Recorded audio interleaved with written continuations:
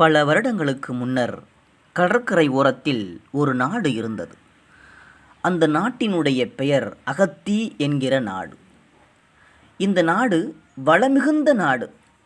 அந்த நாட்டில் ஒரு சிற்பக்கூடமும் இருந்தது. அங்கு படித்து வந்த ஒரு மாணவனுடைய பெயர் நந்தன்.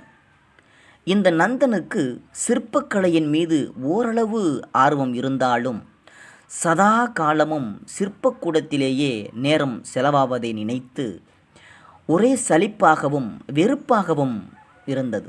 ஆனால் அவனுடைய தந்தையோ ஏதாவது ஒரு கலையிலாவது அவன் தேர வேண்டுமென்று விளைந்து அவனை அந்த சிற்பக்கூடத்தில் சேர்த்து விட்டிருந்தார். அதனால் வேறு வழியேதும் இல்லாமல் ஒருவிதமான சலிப்புடனேயே சிற்பக்கலையை பயின்று வந்தான் நந்தன். இப்படி இருக்கும்போது ஒரு நாள் அவன் கடற்கரைக்கு சென்ற வேளையில் கடற்கரை ஓரமாக ஒரு பெரிய கப்பல் நிற்பதை பார்த்தான். இதுவரையும் அவன் எத்தனையோ முறை அந்த கடற்கரைக்கு சென்றிருக்கிறான். ஆனால் அம்மாதிரி வித்தியாசமான ஒரு கப்பலை அவன் பார்த்ததே இல்லை. அதனால் அந்த கப்பலுக்குள் சென்று அதை வேடிக்கை பார்த்தான். அந்த கப்பலின் உள் அமைப்பும் கூட மிகவும் வித்தியாசமாக இருந்தது. உள்ளே ரகசியமான சில அறைகளும் கூட இருந்தன. இப்படி எல்லா தளங்களையும் பார்த்துவிட்டு அவன் வெளியேற முனைந்தபோது நங்கூரம் எடுக்கப்பட்டு தனது பயணத்திற்கு தயாராகி இருந்தது. அந்த கப்பல், ஐயையோ, வெளி நபர், நான் ஒருவன் இங்கே இருக்கிறேனே, கப்பலை நிறுத்துங்கள் என்று பதறினான் நந்தன். அந்த சத்தத்தை கேட்டு அவன் முன்னால் வந்து நின்றான் ஆஜானுபாகுவான ஒருத்தன். இப்போது தான் நந்தனுக்கு புரிந்தது, அது ஒரு சாதாரண கப்பல் கிடையாது, கடற்கொள்ளையர்களுடைய கப்பல் என்று அவன் புரிந்து கொண்டான். அவனுக்கு தூக்கி வாரி போட்டது. என்னை மன்னித்து விடுங்கள், நான் தெரியாமல் இந்த கப்பலுக்குள் வந்துவிட்டேன், உங்களை பற்றி யாரிடமும் கூற மாட்டேன், என்னை இறக்கி விடுங்கள் என்று அந்த கடற்கொள்ளையனிடம் கெஞ்சினான். ஆனால் அவனும் அவனது ஆட்களும் நந்தனை விடுவதாக இல்லை. அவனை தங்களுடைய பிணைய கைதியாக எடுத்துக்கொள்ள கப்பல் தன்னுடைய பயணத்தை தொடர்ந்தது. இப்படியாக நந்தனும் அந்த கடற்கொள்ளையர்களுமாக பிரயாணித்து கொண்டிருந்த கப்பல் திடீரென்று ஒரு பெரிய சுழலில் சிக்கியது. அலைக்கழிக்கப்பட்டு தடுமாறி கடைசியாக வேறு ஒரு நாட்டின் எல்லையில் சென்று நின்றது. அப்படி அது எல்லையில் சென்று நின்றதுதான் தாமதம்.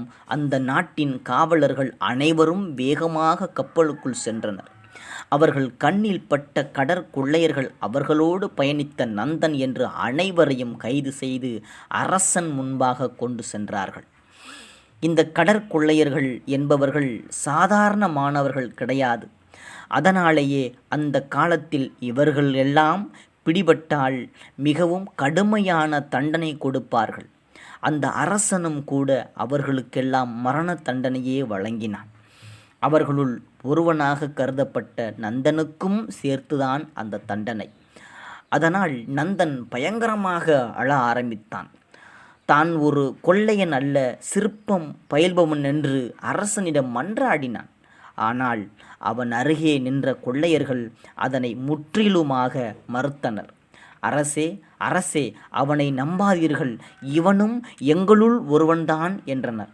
நான் உங்கள் யாரையும் நம்புவதாக இல்லை. இன்னும் 3 மாதத்தில் உங்கள் அனைவருடைய தலையும் துண்டிக்கப்படும்.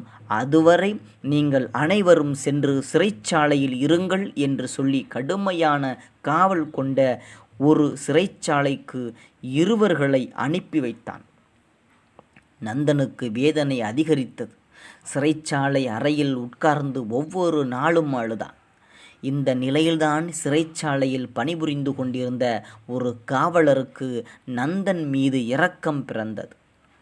ஏன் தம்பி, அரசரிடம் உன்னை நிரூபித்துக் கொள்வதற்கு உன்னிடம் ஒரு சின்ன ஆதாரம் கூட இல்லையா என்று கேட்டார். ஐயா, நான் என்ன செய்வது? நான் ஒரு சிற்பி. அதை நிரூபிப்பதற்காக கையிலே உளியையும் கல்லையும் தூக்கி கொண்டேவா வர முடியும் என்று விரக்தியில் பதிலளித்தான் நந்தன்.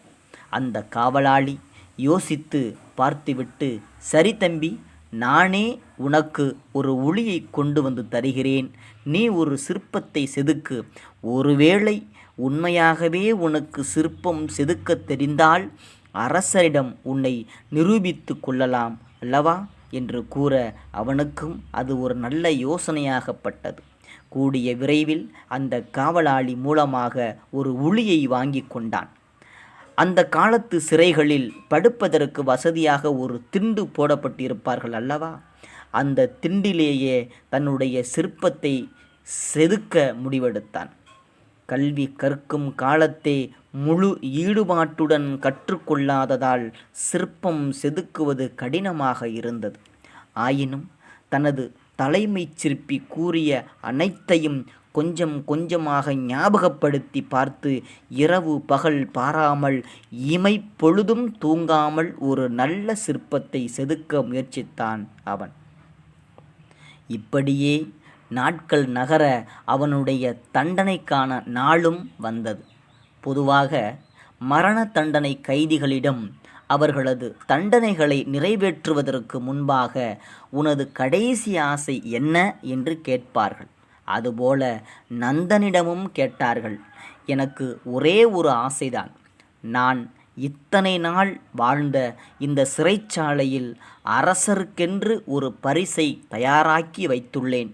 அந்த பரிசை என்னால் எடுத்து தரவியலாது என்பதால் அதை பார்வையிட அரசர் பெருமானார் இங்கு வரவேண்டும், அது போதும் எனக்கு என்றான் நந்தன். மரண தண்டனை கைதி என்பதால் அரசரும் ஒத்துக்கொண்டார்.